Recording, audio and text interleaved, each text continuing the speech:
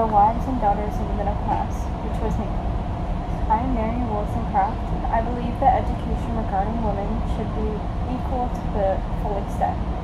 Due to the centuries ago, the wrong perception has been put on women, whether talking about menstruation or intercourse with the devil, due to women's innate sexual behavior. Fear from men and the lack of education from women defended themselves and prevented people from realizing women are fully rational beings.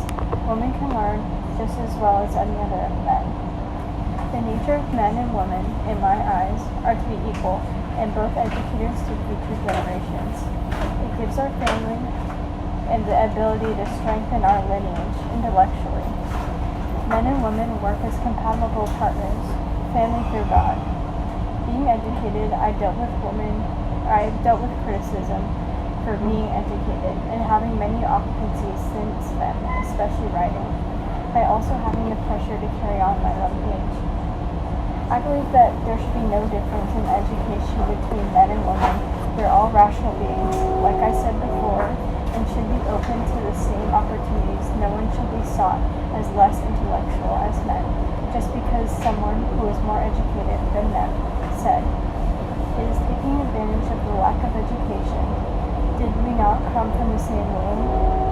I wasn't born with the knowledge of taking care of children, but I had to learn that way. Why can't I learn the traditional education studies like men?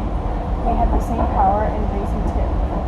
Therefore, we are able to think and speak critically.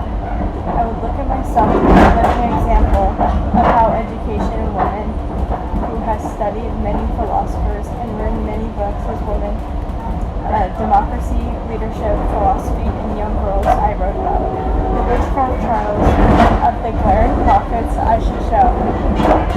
Women were educated because of the back power, and uneducated so they can defend themselves.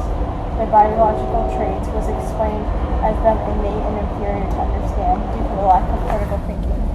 This is why I believe that men and women should be educated both spiritually and education.